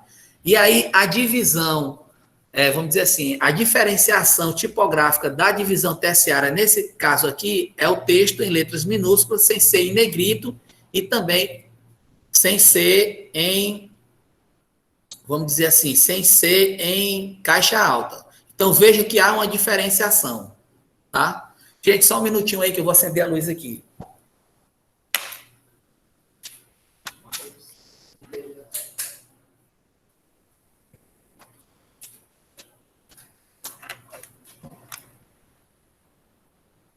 Só lembrando, gente, daquilo que eu falei, de um elemento para o outro, de uma seção para o outro, tem que ter texto. Lembre-se, tem que ter texto, tá bom? Eu já encontrei trabalho com o nome Introdução, sem texto, e aí capítulo 2, Formação de Trabalho Acadêmico, que é que vinha o texto. Eu não sei por que era que tinha lá esse nome Introdução, mas já encontrei trabalhos, monografias desse jeito. Então, tenham essa preocupação, tá? Tenham a preocupação dessa diferenciação tipográfica aqui, né? Divisão primária, caixa alta em negrito, divisão secundária, letras minúsculas em negrito, divisão terciária, nem caixa alta e nem em negrito. Para além dessas, eu tenho a quaternária e a quinária. E aí, se vocês tiverem trabalho que chegou a esse nível de divisão, vocês entrem em contato com a biblioteca, que a gente vai ter o maior prazer de estar ajudando vocês, tá, gente? Então, com essa apresentação, eu vou interromper aqui o compartilhamento e vou abrir aqui algumas perguntas, né? Nós temos aqui alguns minutos. Nós temos alguns minutos aqui. E aí Gleidson? Pode falar, Elka. Tudo bem, Elka? Tudo. Se me permite um adendo. Certo. Quando você estava falando da epígrafe, para que fique claro para os participantes, a epígrafe é necessariamente uma citação. Ou seja, se você cita, obrigatoriamente você tem que referenciar. Então, toda epígrafe, se você optou por colocá-la, tanto nos elementos pré-textuais, quanto abrindo as capitulares, as epígrafes precisam ser referenciadas. E pelo próprio nome já diz, né? Epígrafe é uma citação, ela não é sua, ela é de alguém, seja ela música, um trecho, uma frase. E, assim, algo importante que você colocou também no seu slide é que a epígrafe, ela tem que ter necessariamente também a ver com o tema proposto no trabalho acadêmico. Você não pode fazer uma epígrafe e colocar uma música de Caetano Veloso que nada tem a ver com o trabalho, entendeu? Você pode usar, assim, um trecho de música, mas ele tem que estar em consonância com o tema abordado. Era esse adendo que eu gostaria de falar. Muito obrigada, Gleidson. Só foi para ajudar nesse ponto. Certo, obrigado e fique à vontade. Não só a nossa amiga bibliotecária da Bahia, Elka, como os nossos participantes, né? Eu estou vendo aqui na minha tela o professor Vitor, né? Eu tenho muita admiração por ele, os textos que eu já li dele são muito interessantes. Seja bem-vindo, professor. Geice, a gente tem algumas perguntas aí, né? Se você quiser fazer, pode ficar à vontade, Geice. Essas perguntas, Certo. gente, são dos formulários. Então, a gente vai dedicar aí esses 10 minutos aí com algumas perguntas. E aí, as outras perguntas que foram feitas, a gente vai encaminhar um PDF com perguntas e respostas. Tá bom, gente? E aí vai ser uma coisa mais bem elaborada, tá? Pode perguntar. Leite, só finalizar aqui as perguntas do chat com a pergunta da Certo, Elisângela. certo. Qual o total de páginas para fazer um projeto de pesquisa? Olha, como eu falei, não existe, certo, uma quantidade de páginas, certo? Existem alguns PPCs que determinam a quantidade de páginas, certo? Tipo, o projeto de pesquisa, ele, por exemplo, para você concorrer a uma vaga no programa de pós-graduação a nível de mestrado, geralmente varia entre 12 e 20 páginas, tá bom? A gente encontra aí uma variação aí de entre 12 e 20 páginas, mas não existe uma determinação. No caso desses projetos de pesquisa, onde os programas de mestrados pedem, já lá tem definido lá quais são os elementos, né, que vai precisar esse projeto e a quantidade de páginas. Mas não existe uma regra definida, isso vai depender muito do trabalho que está sendo desenvolvido, tá bom? Pronto. A primeira pergunta do formulário foi feita pela Adriele. Ela pergunta a quantidade de páginas mínimas para ser considerada uma monografia ou dissertação. E quantas páginas precisa ter o TCC? Certo. Bem, gente, como eu falei para vocês, eu tenho aqui a monografia em 3 níveis, né? Nível de graduação, nível de mestrado e nível de doutorado. Então, eu tenho aqui aquela monografia de graduação, eu tenho ela aqui com um certo, vamos dizer assim, um nível simples, né? Estas monografias também não existe consenso na quantidade de páginas. O que a gente percebe é que as monografias de graduações e especializações, lato sensus, né, aquelas especializações com carga horária mínima, eu tenho ali em torno de 40 e 60 páginas. Mas isso não é regra e também existem exceções, né? A gente tem monografias aí de 100 páginas, 120 páginas. A dissertação, ela requer mais páginas porque ela tem um nível de abrangência maior.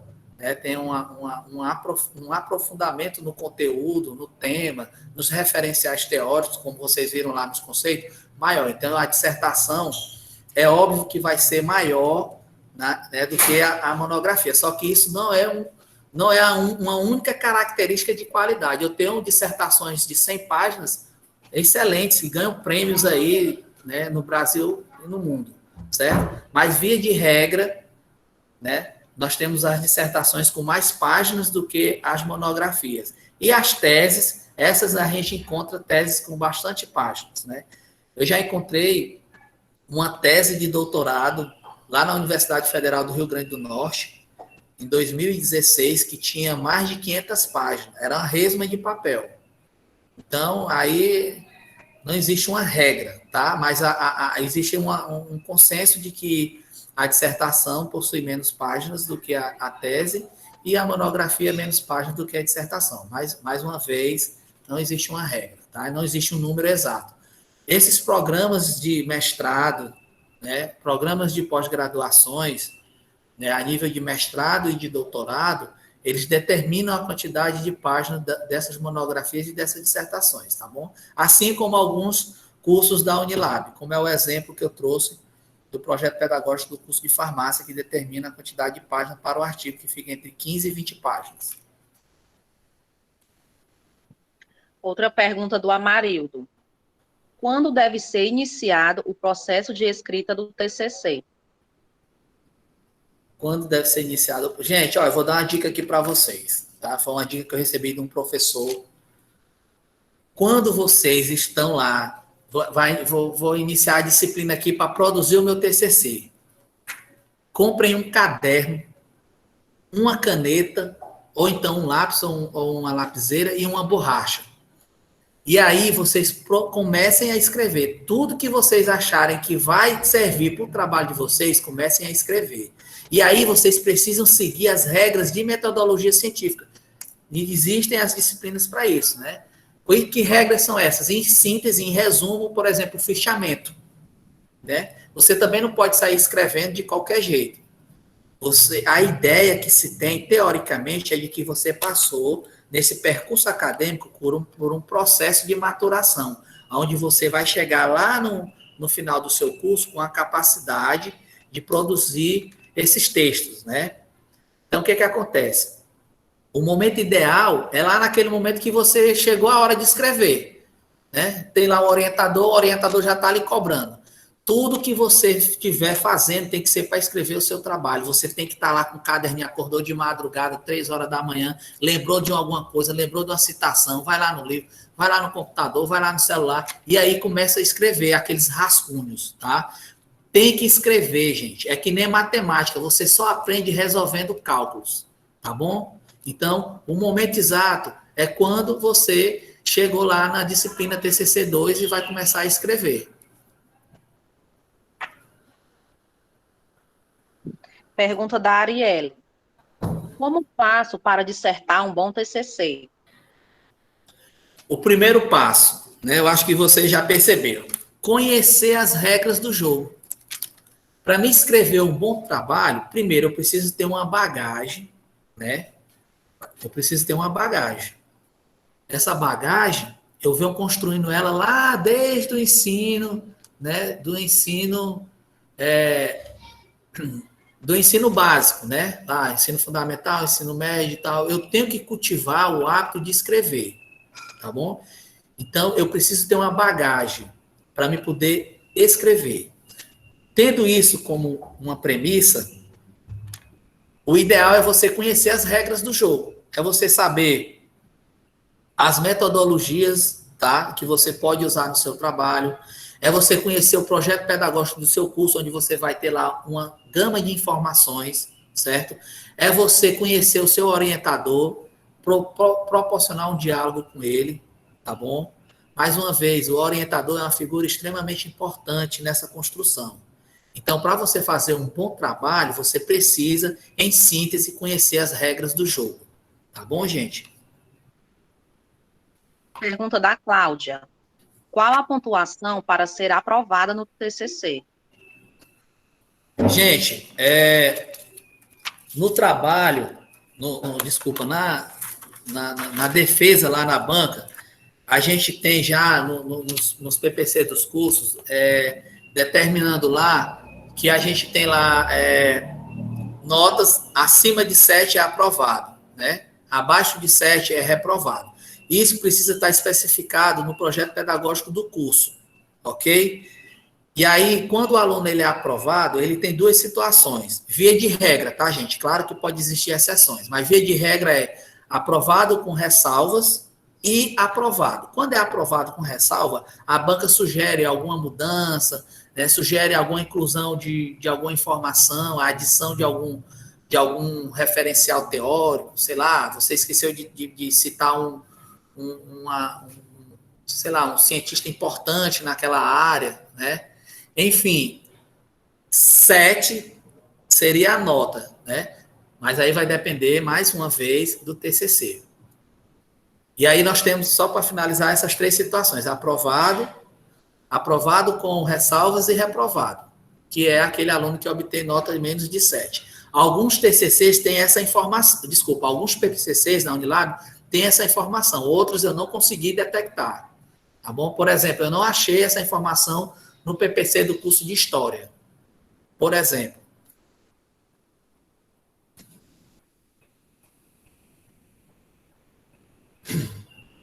Pergunta do Dinei.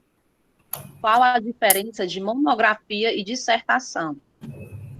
Pronto, eu já trouxe essa diferença nos slides, né? Mas é como eu já coloquei aqui, né? A dissertação ela tem uma abrangência de toda a literatura, até porque, né, o candidato ele está pleiteando o grau de mestre, né? E o mestre precisa dominar a literatura daquela que ele se propõe, né, a trabalhar, a conhecer, a estudar, a pesquisar, enfim, é questão de conhecimento, de abrangência de conhecimento. Em alguns casos, gente, é bom isso ficar claro aqui, nós temos as ciências transdisciplinares e interdisciplinares, que elas trabalham com outras ciências, né? Mas aí, a construção do conhecimento, né, ela é sempre baseada em especificidades, tá bom?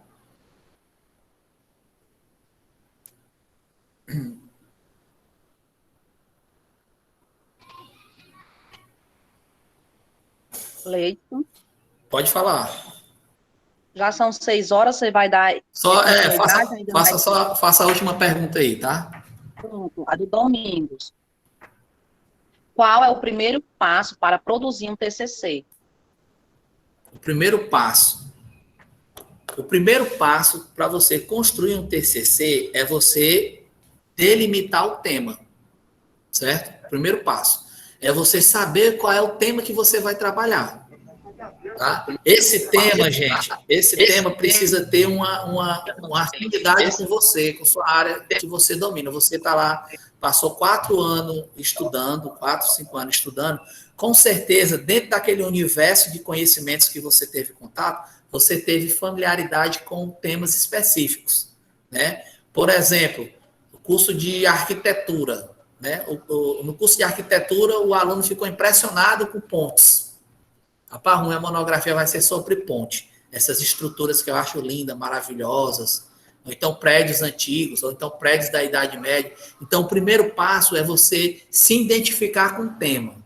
Essa história de que você ficar procurando um tema, qual é o tema bom, qual é o tema fácil, qual é o tema difícil. Professor, você pode sugerir um tema para mim? Aí não é o primeiro passo. Aí você não está começando com o pé direito, tá? A orientação é que você procure um tema que você domine, que você tenha paixão, que você se dedique a conhecer esse tema profundamente. Aí você vai dominar. Lembra o que foi que eu falei da monografia, que é um recorte da área de conhecimento? Então, você vai se aprofundar, vai se especializar naquele tema. E é isso, gente.